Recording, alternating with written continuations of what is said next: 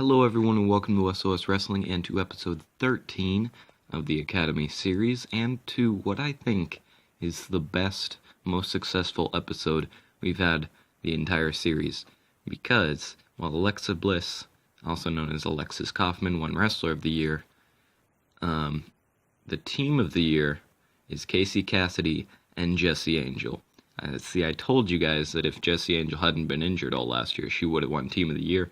It seems like that was the case, and many more. We have many more successes once I get to mail, but continuing on with the awards, Company of the Year was CMLL. Match of the Year was Leo Rush defeating Brother Nero, who is still wrestling in 2029. How old is he? We'll check that later. Jesus Christ. Show of the Year is CMLL August. Young wrestler is Salvador Carmona. Veteran is Drew Galloway. Female is Brittany Knight. Most improved is MPWA. Independent is Dalton Castle. Manager is Stokely Hathaway. Announcer Mauro Ranallo. Color commentator Violent J of the Insane Clown Posse. Referee is Rudy Charles. Moving on to male, and this is where it gets real good. So, first thing, NXT signed Levy Payne, so it seems like after years and years of nothingness, he's finally getting a shot, signed a developmental deal with NXT. He left PWG, obviously. Isabella is now rated as muscular. Adrian True's unfortunately now rated as flabby, but he had some successes this year, so I think he'll be fine with that. BH Fight also joined NXT, leaving PWG. WWE extended their deal with Justin Wake, and unfortunately the Shadow tore his tricep in November, but once you see how many matches he had, that's really 12 days. Okay, yes, so he's barely going to miss any time, but once you see how many matches he had this year, you're going to understand why that'll happen. Adrian True, still an enhancement talent, but 412 on power rankings. That's pretty good, I guess. He had 7 wins this year, so improving. Had quite a few title shots, including he won the Cruiserweight title. Let's see. From August to November, 1 defense, and he held the Cruiserweight Championship, which has had to have almost no prestige at this point, considering he's enhancement talent, but still. I should probably go back to his matches real quick. 7 wins, 2 draws, 46 losses, so not great, but 42 average rating, 57 highest. Can't complain too much about that, especially considering he has gotten a title reign in WWE. I think he's the first. BH Fight, he's a main eventer in NXT, so we'll see how he contributes to the main roster, probably this year. Or maybe, if not this year, then next year. Yeah, he's won 14 matches, only drawn 1, and only lost 2. Oh, and his first match was against Levy Payne. That's cool. Oh, never mind, that was in PWG. Well, that's pretty cool still. 41 rating, not bad. Highest rating 46, but I think that's more so the competition. Because I feel like he could get carried in a match pretty easily. I think he's good enough. I mean, he is a main eventer, so. Moving on to Isabella. See if she got any independent bookings. See how she's doing. 2 draws, 2 losses. Average rating of 15. Highest rating is 16. And nothing really to mention on here. There's not really much to say about her career, which is unfortunate because she was the one I created. Didn't really work out for me. Jay Skies, see if he got any independent bookings. Probably did. He's one of the more successful independent guys, I would say. 1 draw, 2 losses, and his average rating was a 22, so not bad. Hopefully he can get a deal somewhere. Maybe ICW. because he is based in British Isles. Jesse Angel is number 7 on the Power 500, also winning Tag Team of the Year. Or one half of Tag Team of the Year, I guess. See about her matches.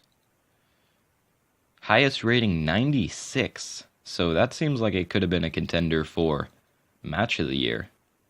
Oh, and that was with Alexis Kaufman, who was the what's it called? The Wrestler of the Year. So it seems like she was pretty close to Match of the Year. So I think it's safe to say 18 wins, 2 draws, 23 losses in a stacked Impact or TNA Women's Division. I think it's safe to say that I forgot what I was saying. I think it's safe to say that Jesse Angel has been the most successful as far as ratings and in-ring ability. But unfortunately, that has not translated to titles, as she's only won the NXT Women's. But that was when she first went to NXT too. Justin Wake, see how he did. He's a written mid-carder in WWE, so let's hope. Oh, geez, only 6 matches, 3 wins, 3 losses. I mean, that's not a bad record. I just wish he would get more matches. I think the reason is because they have a pretty bloated roster. There's a lot of people on their roster. So being a mid-carder isn't a great spot for him, especially because, an enhancement talent's obviously going to get more matches because that's who can lose without affecting them. But I guess they just don't have anything for him right now. Hopefully he can either improve or just leave WWE, because he was the first person to win an award. I really want to see him succeed. Levy Payne's a mid-carder in NXT, so that's pretty good. Especially considering he was doing nothing for the first, 10 years of his career. 10 wins, 8 losses, not bad at all. Looks like he's in a tag team called the New Legends with Sean Maluda, I think it is. Yep. That's a pretty cool tag team, I would say. He did defeat BH Fight in his first match. Highest rating 46, average rating 35. Not too bad, especially considering what he's done before this. 213 for Rico Starr in the Power 500. And yeah, that's pretty good. Yeah, it doesn't look like he's been up for any titles, but 9 wins, 6 losses, 78 highest rating. I think this might be the breakout year for Rico Starr, if I'm being honest, because he's an upper mid-carder right now. I think that he's going to get a lot more matches in ICW, and if he doesn't, then I think he's going to leave and go get matches, probably in Japan. The Shadow's obviously out with a torn tricep right now, but it's only going to be for about 2 weeks, and then he'll be back on tour with Dragon Gate. But yeah, he's had 43 wins, 5 draws, and 46 losses. So I think when you have almost 100 matches in the year, you can be excused for not being at full health the entire year. And he would have been over 100 if he hadn't gotten injured in November. Because let's see, he had 1, 2, 3, 4, 5, 6, 7, 8, 9, 10. He had 10 matches in October, and I'm assuming that he would have about the same in December. So 10, 1, 2, 3, 4, 5, 6. So he would have 14 more matches, so he would definitely get over 100 in 2028. I wonder how many matches he's had over his entire career. Because I imagine it's a lot, probably the most. Yeah, over 400 matches. Good for the Shadow. He's working real hard. Seems like Adrian True was our only title holder this year, but compared to everyone else, I think Jesse Angel obviously did the best. And the Shadow he didn't slouch either. What was I looking for? Oh yeah.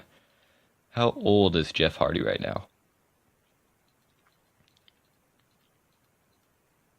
Oh, he's Brother Nero still. 51 years old, and he is an active wrestler. Not an occasional wrestler or a semi-active, he is active. Jesus Christ. I don't know if he's going to make it to 2029 in real life. I honestly don't know. I wouldn't think so, but you never know. And it seems like that's probably going to end off this video. I'm probably going to stream after I release this, but I don't know when I'm going to release this, so I probably shouldn't say that. But if you did like the video, please feel free to like, subscribe, and comment, and I'll see you guys next time.